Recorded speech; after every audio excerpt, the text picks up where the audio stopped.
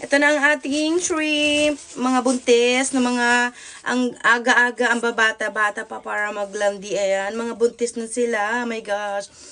Napapansin yung mga black dyan? Ayan, mga itog talaga yan. Ang babata pa nila para magpabuntis. My God. Ito pala guys, ay ilang piraso to? 32 pieces. Ayan siya. Kita nyo yan? Pansin nyo? Ayan, parang may pagka, ano siya, parang green. Green, ayan siya. Oh my gosh! Ang dami mong itlog. Ang landi-landi mo talaga. Yes. Lahat buntis yan. Lahat buntis. Ang landi-landi naman ng mga to. Paano pabuntis agad? So, paano ba to?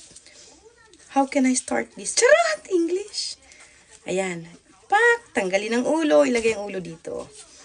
Tapos, siyempre, babalatan natin. Paano naman makakain kung may balat? Talaga naman. Balatan natin ang ating mga shrimp. Parang, alam mo yung naaawa ako. Di ko alam kung kakainin mo ba itong mga itlog or hindi.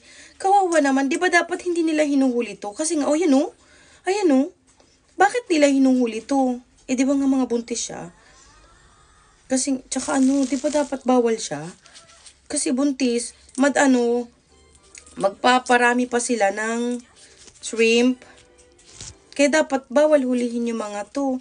Ewan ko ba sa mga mangingisda, ba't kailangan hulihin yung mga ganito? Dapat hinahayaan na nilang mamuhay to. Yes, naglandi nga sila. Kaya nga sila mga buntis, diba? Pero dapat hindi na nila dapat hinuli to. Kasi nga, sayang, di nagpadami. Pwede naman pagsabihan ng mga magulang na, hoy, kayo, huwag kayong gagala-gala. Baka mabuntis kayo kagaya ng kapitbahay natin dyan. Kapitbahay. Nadamay pa yung kapitbahay. So, inabalatan ko na siya.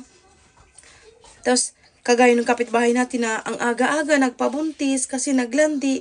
Ganun dapat. Dapat pinagsasabihan natin sila. Kasi tingnan mo naman, oh. Siyempre, ayan, di ba? Oh, ayan yung mga itlog eh. So, parang, oh my God. Sorry, eggs. Hindi ko gusto talagang mawala kayo dito sa mundo. Pero, wala akong magagawa. Kasi nga, meron talaga ditong dapat sisihin sa pagkakahuli nyo. Ayan. Dahil hinuli kayo ng ganito.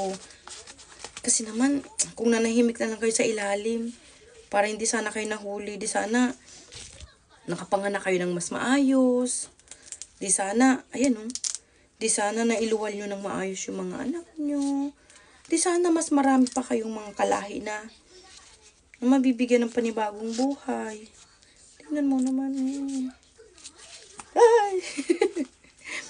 Yan, tingnan mo. Oh my gosh. Ayan. Pero, masarap to guys. Masarap siya. Paborito to namin ng mga bata. So, itong 32 pieces na to is babalatan ko lahat. Kasi kakainin namin lahat to. Bakit ba? Ang sarap-sarap nito eh. Tsaka hindi naman ako may kasalanan kung bakit sila nahuli.